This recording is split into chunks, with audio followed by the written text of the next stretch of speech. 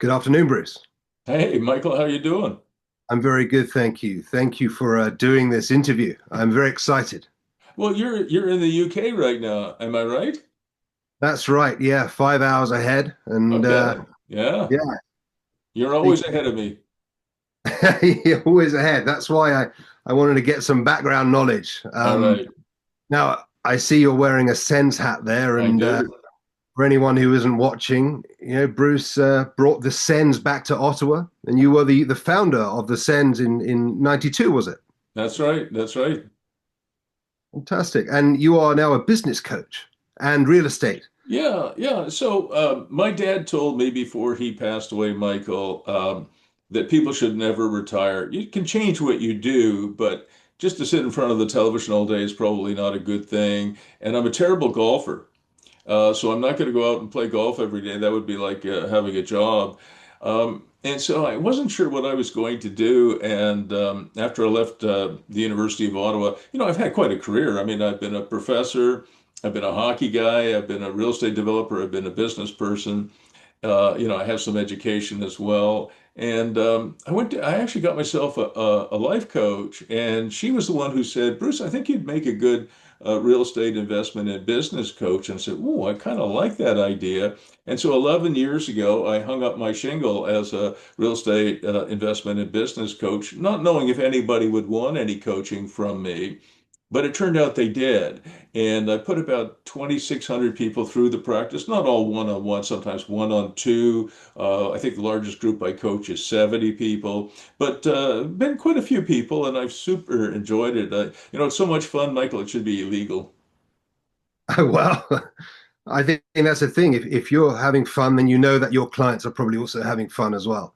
Well, I think Um, what helps clients is, in terms of the coaching that I do, is I can give them the confidence when I think they're on the right track, which is important. But maybe even more important, I can help them when I think they might be on the wrong track. Because it's not the things that you do, it's the things that you do that get you into trouble. So you're better off to not to do that in the first place. And I think a coach can really help with that. so what would you say your coaching philosophy is? Well, I think when I started out coaching, I really wanted to focus on the revenue side of business and real estate. And there's lots of other coaches in business and in real estate who understand the cost side far better than I do. They understand, how to structure a management committee or a management group, the organizational chart, human resources. None of that is my forte. There are many people who are better at it than I am, but I don't know. I think I might be among the best, if not the best, in terms of increasing revenues. And whether you're a business or you're a real estate business or a combination of the two, having committed monthly recurring revenues, having new revenue streams is really important. And I created something that I call animation. And what do I mean by animation? I don't mean Disney animation. I mean how to animate a real estate portfolio or animate a business and create new revenues and new revenue streams. And the way to do that fundamentally is by understanding the business model. When Steve Jobs invented the iPhone, it wasn't the phone itself that made Apple a $3 trillion corporation, an unimaginable amount of money, Michael. It was the business model behind it. And I think Mr. Jobs, I think Steve understood that the business model, having some ongoing monthly recurring revenues, having an app store, and having so many other things that the Apple iPhone and, of course, the Samsung phone today, the Galaxy phones can do. That is really important. So whether you're in business or you're real estate, you really want to start with a business model, and you'll discover new opportunities just by putting a one-page business model together. And Michael, those business models are not really complicated. There's you in the middle, your corporation in the middle. There's the supply chain on one side, and then there's the customers on the other side. And then at the top, you have some kind of a brain. And then you have what I call an orthogonal dimension, which is magic marketing button, is your marketing program. It has to work. You have to be able to find clients and customers in a cost-effective manner, or your business will go out of business, or your real estate will be empty. So business models are pretty simple, deceptively so. And then what you often find is that you have to go into a second dimension or a third dimension. And many American companies are very good on the supply side. They might go, 10 or 12 layers deep on the supply side. They know where everything that goes into their products or services comes from. And even on the customer side, they'll go at least two dimensions. And that can yield some interesting results. Can I give you an example? Please do. So back in the day, I remember these young people came to me and they had a spa business, hair coloring, hair cutting, I guess, hair styling, I should say, manicures, pedicures, registered massage therapy. They had a very nice spa. And I said, "Do you have a business model?" They said, "Well, what's a business model?" And I told them. And they said, "Well, why would we need that?" And I said, "Well, I don't know. Let's try one." So we did. And then I asked, it was a married couple, male and female, and I asked the husband and wife team, "Who are the customers of your customer?" And they said, "Well, I don't know." I said, "Well, who are your customers?" And they said, "Well, 97% of our customers are female." I said, "Oh, okay." So for most of those women, the customers of their customers were men, Right. because a lot of these women would have had partners, male partners. And what do the male partners want from the spa? And they said, "Well, nothing. They don't often come in for manicures or pedicures or hair coloring. Some do, but not many." And I said, "Well, I think they do. They want gift certificates to give to their significant others." Right. uh, you know, and so I remember they introduced a gift certificate program 6 weeks before Christmas, and they sold $250,000 worth of gift certificates in 6 weeks. And Wow. it's a relatively small business. They might do $3 or $3.5 million a year in business. So, that's a significant increase in revenues.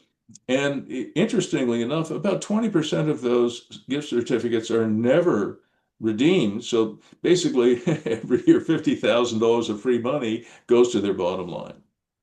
Right. So you can Well, discover things, Michael, through yeah, business modeling, whether you're in business or in real estate. I see that. From the actual, the coaching sessions that you have, what would you say is the most common obstacle that new clients come to you with? Yeah, that's a great question. Well, often they are struggling with finance, and they don't know a lot about finance. And so we talk about bank lending, we talk about home equity lines of credit, we talk about investors, we talk about strategic partners, and we talk about a lot of different things that you can do on the real estate side to improve your situation on the financing.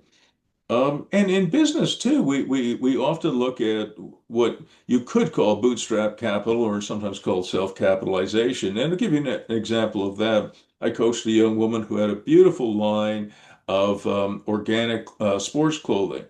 And the key benefit of this particular cloth that she was using was A, it was organic, so it was replaceable, and it didn't smell, especially for her male clients. Men tend to be a bit stinky, and more so perhaps than women, and they're hairier and whatever else you have. And so, if your clothing doesn't hold odor, that's a good thing. And she needed to raise about $750,000 to get her business off the ground, which is quite a bit of money. And she was raising it, 5,000, 10,000, 15,000. And I said to her, you're going to be my age by the time you get your $750,000 of capital together. She was a young woman, and I was, I think, in my 60s. And she said, "Yeah, it's taking a long time." So what we did instead, Michael, was we sold her clothing line to a major department store who put in an order for $3.5 million worth of product, and they gave her 50% deposit. That's incredible. So she got a check for 1.75 million. This was a U.S. company, so U.S. dollars, and um, And that took about 3 months from the time of introduction to the time of getting the check. And that gave her the capital that she needed to bring some machines in and some clothing in and to order and organize herself. It was a hell of a lot faster than if she had just continued to raise five or $10,000 from family and friends. I bet. And now, when I first met you, you sort of gave me a bit of business coaching. And one of the things you asked me was, what was my why? How important is that? And can you elaborate on that a bit more? Yeah, that's a great question too. What you want to try and do is establish not what you do, but why you do it. And why do I coach? Why? It's not what I coach that attracts people, it's why I do what I do. And for somebody like me who is what I would consider other directed, the why is the ability to help people start new businesses or start real estate portfolios or some combination gives me a lot of joy. I have clients who have businesses that are quite small. They're generating three or $400,000 in revenues. To clients, one of my clients is at 1.2 billion US dollars a year in revenues. And that would be the largest of the clients I've coached. I'm a parent, as you know. I have five kids and a bunch of grandkids, and it does give me a lot of pleasure to see them grow and develop. And I still think I'm 35 because so many of the people I coach are 35, 40, 45. Well, you have that energy, Bruce. And I know that when I went through that process with you of discovering or rediscovering my why, it gave me a lot of propulsion forward, which meant that I ended up making a film, etc. Yeah. So I thank you for that, and I think that you have something excellent to offer anybody out there who wants to move forward with their business. Well, thank you very much for doing this interview. I've super enjoyed it, and well, I'm sure we're going to talk again, Michael. Yeah, thank you, Bruce. Bye bye.